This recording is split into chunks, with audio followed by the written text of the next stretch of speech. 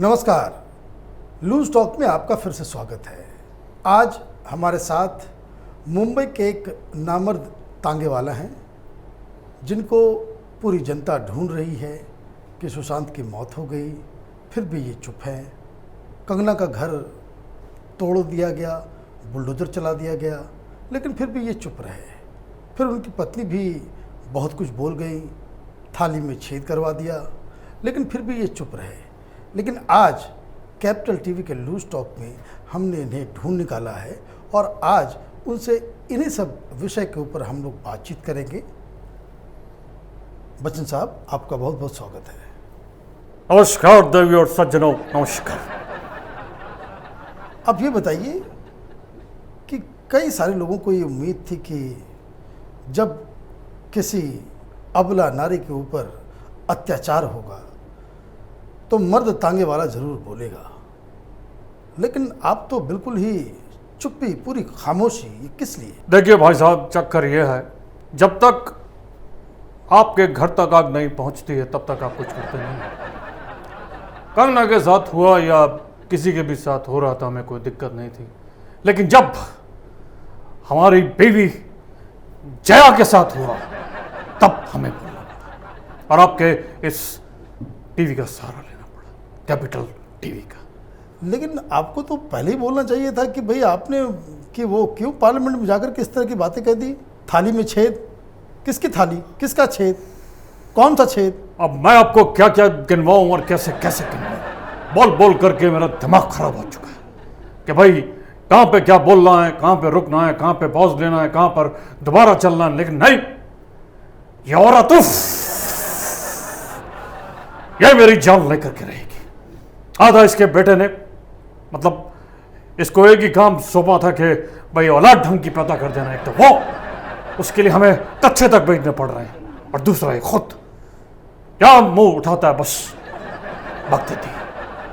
क्या कर सकते हैं आप बताइए डॉक्टर तो कहने का मतलब ये बेकार के महानायक हैं, घर में ही आपकी नहीं चलती। ये बात तो आप भी मानेंगे कि वो कितना ही बड़ा महानायक क्यों ना हो, लेकिन घर में बीवी की चलती है।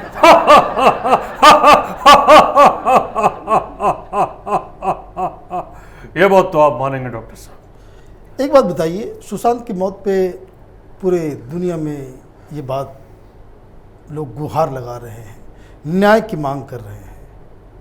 आपकी तरफ से एक ट्वीट नहीं, एक शब्द नहीं, कितना शर्मनाक है ये। इसके लिए मैं आपसे तहे दिल से माफ़ी मांगता हूँ, पर देखिए मेरी भी कुछ मजबूरियाँ हैं। पहला तो ये कि जिस तरीके से आज चीज़ें चल रही हैं, आप देखिए सुशांत एक साइड हो चुके हैं, अब पेडलर्स, चरस, गंजेड़ी, ये सब लोग आ चुके हैं। और मैं ये जानता था और मेरे को पता था कि अगर ये सब चीज़ें हुई तो उसका सीधा असर ड्रग्स पे पड़ेगा और ड्रग्स लेने वालों पे। और मैं आपको क्या बताऊं कि इसमें जब अपने घर के ही इन्वॉल्व हों तो फिर आदमी को चद्दर ऊपर ढक लेनी चाहिए। इसीलिए मैंने आज तक ना तो कोई ट्वीट सुशांत के बारे में, ना कंगना के बारे में, ना किसी और के बारे में। अच्छा से बताइए, ये बॉलीवुड के अंदर में ड्रग्स खुलेआम चलता है? अब आपसे तो खैर क्या छुपाना, क्योंकि आप सब चीज़ जानते हैं, आप पत्रकार हैं। सब चीज़ खुली है, सब चीज़। आप देखें उनकी, मैं सिर्फ ड्रग्स की बात कर रहा हूँ। हाँ बिल्कुल, हाँ। मैं सही कह रहा हूँ, क्योंकि देखिए क्या है कि अब आपको क्या लगता है कि इस उम्र में मेरे जैसे लोग काम कर पाते हैं? मैं भी कभी कभी lovely lovely little little twinkle twinkle little star ले लेता हूँ, क्योंकि देखिए अगर काम करते रहना है तो ना तो जवानी बचनी है, ना हमने बचना है, सिर्फ सांसों में बचना है। और सांस दरअसल आती वहीं से, ऑक्सीजन से नहीं, वहां से।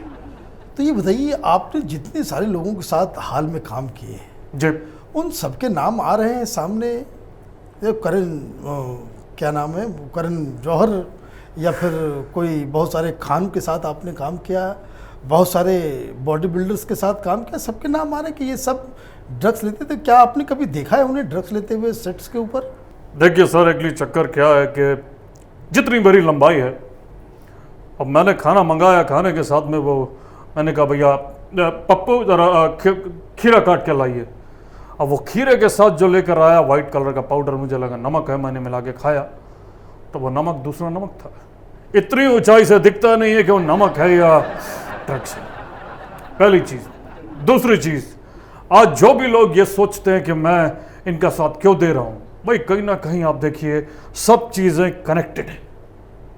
वो काम कर रहा है, डायरेक्टर है, प्रोड्यूसर है, कल को और काम करेगा, मुझे देगा, मैं बार्टर डील करूंगा, अभिषेक के बदले मैं काम करूंगा, अभिषेक को पैसे जाएंगे। ये पूरा का पूरा नेटवर्क जो है वो घुमा हुआ है, मिला हुआ है। इसी वजह से एक दूसरे को हम लोग सपोर्ट करते हैं। मतलब ये थाली आप ही की बनाई हुई है एक्चुअली, और उसमें छेद कोई और कर रहा है। छेद तो वो 4 फुट 10 इंच की औरत कर रही है, और तो कौन कर रहा है। अच्छा ये बताइए, तो कंगना की बात करें तो कंगना की माँ ने तो कहा था कि मुंबई में कोई नामर्द तांगे वाला रहता है, वो आपके बारे में ही कह रही थी, तो आपको ये सुन के कैसा लगा? कंगना की माँ की बात सुनने के बाद मुझे ऐसा लगा कहीं ना कहीं वो बात तो ठीक कह रही है कि ये जो छेद है, एक हमारी बहू के बॉयफ्रेंड हुआ करते थे, उनकी फिल्म का एक डायलॉग है कि इतने छेद करेंगे, इतने छेद करेंगे, इतने छेद करेंगे कि पहचान नहीं पाओगे कि सांस ले कहां से और मुझे लग रहा है कि वो मेरे ऊपर ही होता जा रहा है। कभी बेटे को लेके, कभी बेटी को लेके, कभी दामाद को लेके, कभी ऐश्वर्या को लेके, सब लोग मेरे ऊपर टिप्पणी कर रहे हैं। थाली में तो बाद में छेद होंगे, पहले मेरे छेद इतने कर दिए कि मैं समझ में नहीं आ रहा कि क्या करूं क्या नहीं करूं। और जहां तक बात रही कंगना की मां की, तो मैं उनसे सिर्फ ये दरख्वास्त करूंगा, देवी जी आप मुझे तो बख्शें। ना तो मैंने आपकी बेटी का ऑफिस तोड़ा है, ना मैंने सुशांत को कुछ करा है, ना मैंने रिया के लिए कुछ कहा है, मैं किसी के लिए कुछ नहीं कह रहा हूं। वो तो हमारी जो अर्धांगिनी है से तो रेखा ही होती। एनीवेज, हमारी जो अर्धांगिनी है उन्होंने जो बोल दिया, उसके बाद लीपा पोती भी करनी जरूरी है, तो बस वो करने के लिए मैं यहाँ पर आया हूँ। वरना मेरा कोई ना तो औचित्य है ना कुछ वो है। जिंदगी बन के रह गई है अग्निपथ अग्निपथ अग्निपथ। लेकिन एक बात बताइए, आपने रेखा के बारे में बात की, कहाँ है रेखा आजकल? रेखा मेरे हाथों में है। मैं ये देखिए, रेखा ही रेखा है, आप जोन सी मर्जी चूज कर लीजिए, रेखा ही रेखा है। लेकिन मैं इस रेखा की बात नहीं कर रहा। मैं जी, वो आप भी जानते हैं मैं किस रेखा के बारे में बात कर रहा हूँ। भाई आप तो जानते हैं, लोग जानते हैं, हमारी तो बीवी तक जानती हैं, और उसके नाम से काफ़ी हमें डराती भी हैं कि भाई अगर आपने ऐसा कुछ कह दिया या ऐसा कुछ बोल दिया तो हम ये कर देंगी, वो कर देंगी। बहरहाल वो एक दूसरी बात है, आदमी कभी पाप करता है तो वो नोटिस में आ जाता है। बहरहाल रेखा जो है वो हमारे दिल में है, हमारे दिमाग में है, जज्बात में है, और उस सबसे बड़ी बात है कि वो आज भी जवान है। और लेकिन आपके बारे में तो ये कहा जा रहा है कि भाई आपके ये जो महानायक का जो ऑरा था, वो जो एक आपने एक खाल ओढ़ रखा था शहंशाह का, वो पिछले 1 साल के अंदर ये जो सारी घटनाएं हो रही हैं सुशांत की मौत के बाद से भी, तो वो रंगा सियार निकला आपका पूरा किरदार।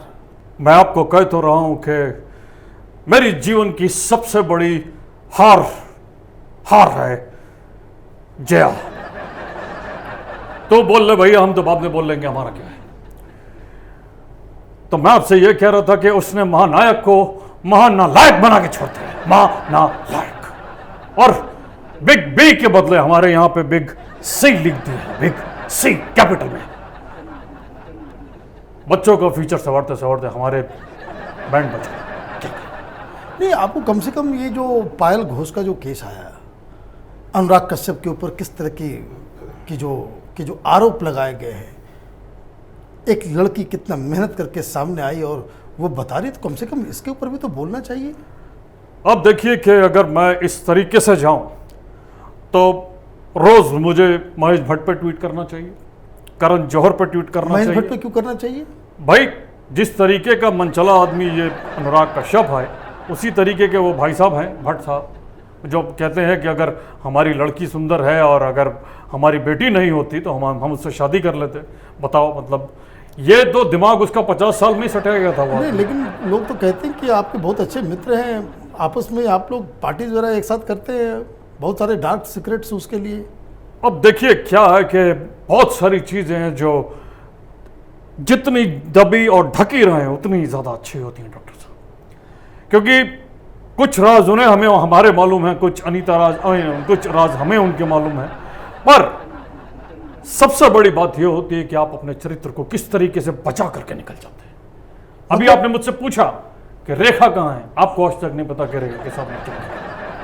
तो वही बात होती है कि अपने आप को बचा करके चलना, और इधर से बचाओ उधर से बचाओ, निकल जाओ मक्खर की तरह और कहलाओ महानायक। मतलब ये कि महानायक बनने का ये शर्त है कि आप सारे काम करो उल्टे पुल्टे, लेकिन पकड़े नहीं जाओ।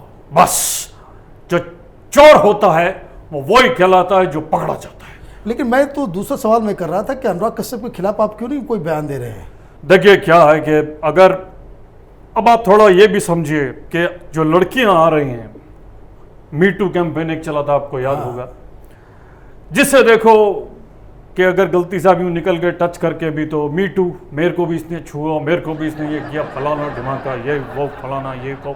अब उनकी बातों पे विश्वास करें या अनुराग जो कि हमें फिल्में देते हैं, हमारे बच्चे के लिए सोचते हैं, हमारे लिए शॉर्ट फिल्म्स भी बनाई हैं उन्होंने, तो अब बताइए कि एक तरफ तो पैसा है, एक तरफ नाम है, और दूसरी तरफ एक ऐसी हीरोइन है जिसका हमें पता नहीं है कि वो सच बोल रही है झूठ बोल रही है।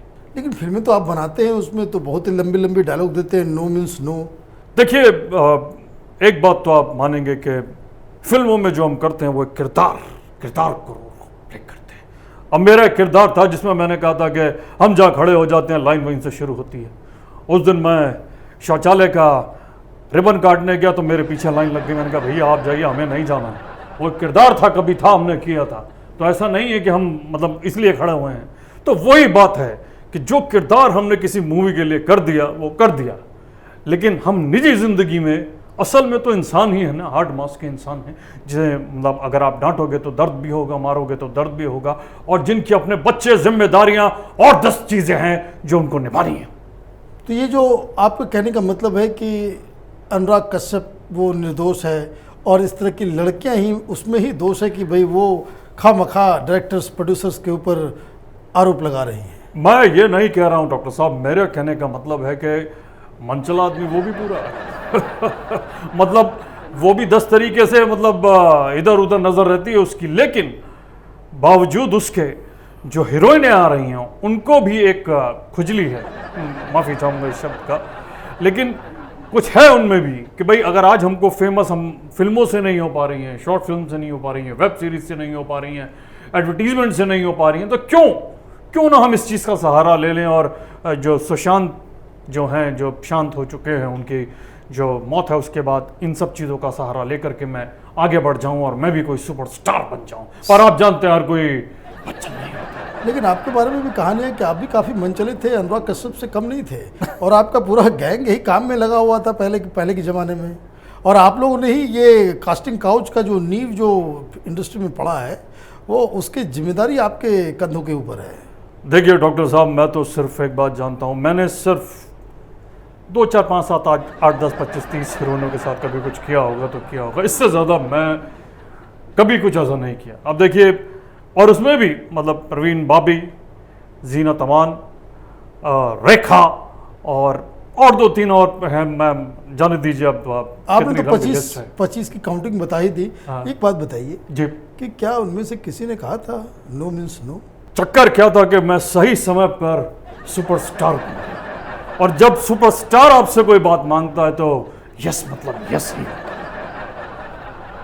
तो कहने का मतलब ये है कि जो फिल्म में जो आपने जो डायलॉग दिया था, रियल जिंदगी में उसका मतलब यस मतलब यस होता है। यस मतलब यस होता है। अच्छा, अब एक बात बताइए जी, कि ये जो मुंबई के अंदर में अभी जो सारे गैंगस्टर्स पकड़े जा रहे हैं, ड्रग माफिया वाले, जी, कई सारे सोशल मीडिया में तस्वीरें भी आ रही हैं जिसमें दिख रहा है कि आपकी परिवार के लोग भी उस पूरे मदमस्त नज़र आ रहे हैं।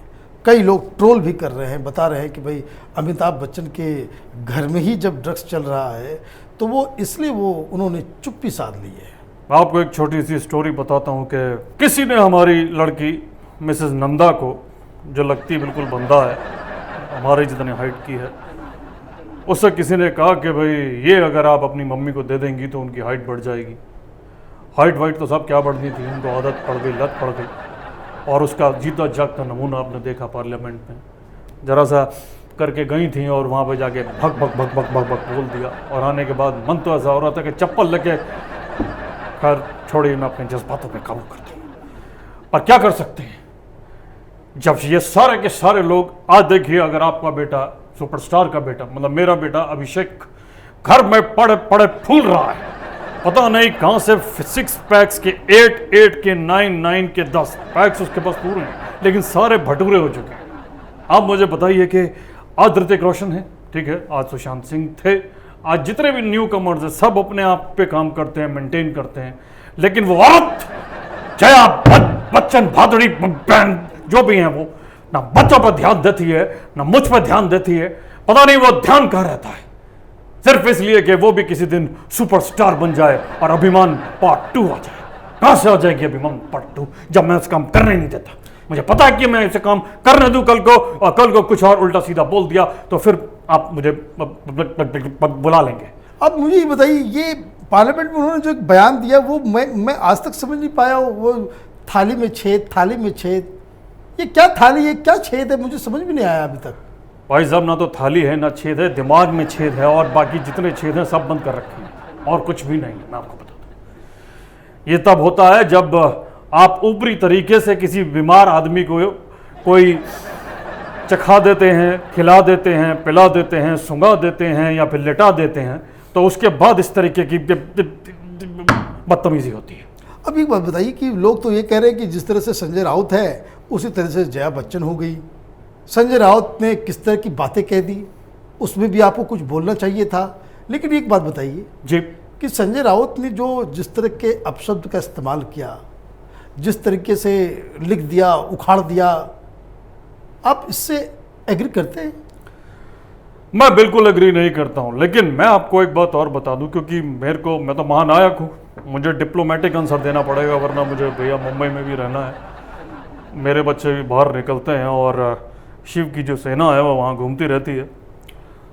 तो मैं सिर्फ यही बोलूँगा कि मन में तो मेरा ऐसा था कि घूंसों की बारिश कर दूँ, लेकिन वही था कि मैं कुछ कर नहीं सकता था क्योंकि सिवाय ट्विटर के, हालांकि मैंने 3 बार ट्वीट लिखा और फिर डिलीट कर दिया। लेकिन लोग तो ये कह रहे हैं कि भाई एक बार इसी तरह से बीएमसी का नोटिस आपके भी घर के लिए आया था, तो आप सीधे मातोश्री जाकर के वहाँ पे आप साष्टांग गिर गए बाला साहब ठाकरे के पैरों में, इसलिए आप बच गए। बिल्कुल सही कहा आपने, बिल्कुल सही कहा, क्योंकि देखिए क्या है, बाला साहब थे, बाकी उसके बाद तो ये जो संजय हैं ये तो काला साहब हैं, देखिए कितने काले हैं, और ये न केवल वैसे काले हैं बल्कि मन के भी काले हैं, और इतने काले के जो भी यहाँ से जा रहा है उसके लिए उल्टे सीधे शब्द बोल रहे हैं, माँ की बहन की पता नहीं क्या क्या गंदी गंदी गालियाँ बोल रहे हैं।